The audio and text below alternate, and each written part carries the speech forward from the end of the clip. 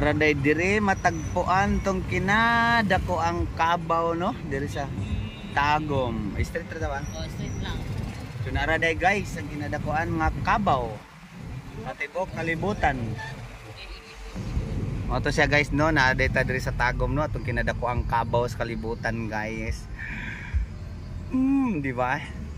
No, welcome to Pins of the Oro, di ba? Welcome to sa mga ko guys. Ay na nagid Philippine Loper diri ni abot no. Abot nagid si Loper diri. Bitaw ay na nata sa mako dapit no. Padretso pa ta paingonog banay-banay. Welcome to Davao Oriental. Grabe nagid itits. So layo nagid kay no kay Oriental naman kita gid pinakatumoy na kita sa kalibutan. Tumoy sa kalibutan. Tumoy bitaw guys sa kuan, tumoy sa Mindanao, pinakaubos nga bahin sa mapa sa Mindanao, ang Davao Oriental. Okay. Paingon ta dito no sa Generoso. Grabe gid kalayo pa tong biyahe kay Generoso pagid ni. Kunya alas 5 na ni action nagkangit-ngit guys. Okay guys no, so welcome ta diri sa ato ang bag-o nga vlog na ata karon diri sa Davao Oriental, somewhere in Davao Oriental. So bisag asa ta diri dapita no. So bunlot-bunlot lang ta kay naaman ta diri na assign karon na panahon na. So pag human ani nga area, balhin na butas Pikas area, adto na butas sa Del Norte. Asa pa tong mga uban nga TH nga atong nagkontak karon nga higayon na. So kini nga site karon guys nga atong giadtuan, kuan ni siya ato ni siyang gi-explore, gi-scan nato ang area tungod kay kining area is nindot kayo og history. So ang history diri guys is kani siya is atbang lang man siya sa Samal Island no. So naata sa kilid sa baybay. So ang history ani guys is panahon sa World War II ay syempre nakaparking diha dapit sa baybay o diha dapit sa laod ang barko, matod pa nga barko sa mga Hapon dihang dapita dool sa Samal. So possible nga na naglubong sila o nagbarid ang Hapon diha sa Samal Island mismo.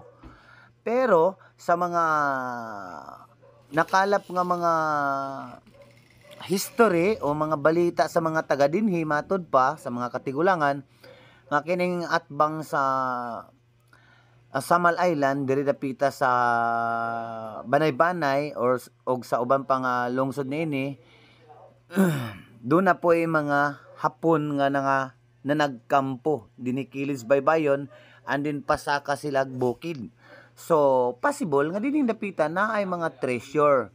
And then usa sa kini nga lugar is naagay history nga naay nakakita nga ni standby diri ang mga Hapon. So tuod man sa atong pagpanaliksik og pag kuan gid diri guys o kadyang aning lugar nagamit ta og scanner, nag-scan ta and then nagdikod sa mga area. So kani nga kalubian guys, makita ninyo kining kalubian na amin napansin nga mga pirno o katong dagko nga lansang nga 18th century pa nga creation. So naa dinhi guys no ani nga mga lubi. Walang nato mapakita diha sa video kay atong cameraman medyo wala siya kabantay no sa ato ang wala siya kasunod sa kuang operation diha.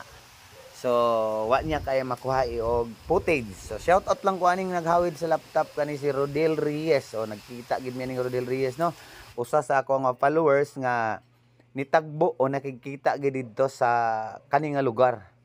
Kay duol raman daw siya. Kay naraman siya sa Davao Oriental. So nakikita gid sa ako. So mao ni siya guys. Shout out kay Rodel Reyes.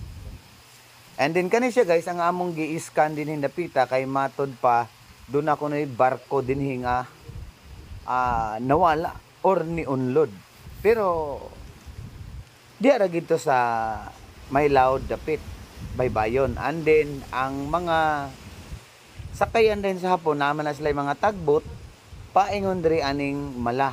So aning nga dapita.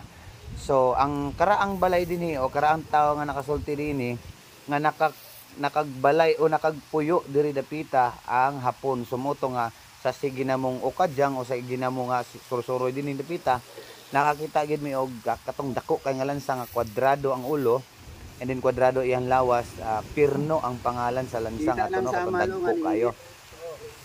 And then syempre kani siya guys, kung gilocate ang area kung asa bagid dapita ang mga possible nga naay load. So sa area sa among paglibot-libot dinhi, do na koy napansin nga dako gid nga metal object nga naa sa ilalom sa yuta under 9 to 10 meters deep ang kalalom. So ang iharabang forma guys sa image is mura siya ga submarine. So kana siya nga murag dako kay nga metal sa ilalom nga maulagi murag submarine. Dili na ako ipakita diha guys kay para exclusive sad no sa tag-iya diha sa yuta. So dili kay nato siya ipa sundayag din hinapita. So pasensya na gid kay mo mga followers, katong mga loyal. Labi na tong mga baser kay mambasra ba dayon, mingon ra ba dayon nga wala gyud pakita, wala to dili tinuod. Sige bahala ka og di ka mo tuo. No problem po. Basta kana siya dili na ako ipakita diha ang resulta guys. Basta kay sa area nga akong na-scan diha nga tulo ka area, ang isa negative, ang isa positive sa gamay nga objectives around 6 meters, tapos ang isa dako kayo nga metal object nga posibleng submarine nga naa siya abay nga square box nga possible treasure kay pula man kay siya. So wala na ko gipakita diha no kung asa dapitang area muna kay para seguridad ba. And then inaana guys ato nga exploration karon. So pagkahuman ani guys nga exploration din ning dapita, balhin na punta dito dapit sa Agusan del Davao del Norte. So balhin na punta dito. So inana man gyud atong trabaho guys no kung nay magpa-scan, scan diri paghuman ana diha nya nay tawag sa pikas kay duol ra. Balhin na punta. Nya na punta diri dapit nga proper sa Laak no. So diha na punta magsuroy-suroy, and then pagkahuman guys pauli na dayon ta sa atong lugar. Thanks for watching guys. Maura na guys. Hantod sa sunod higayon.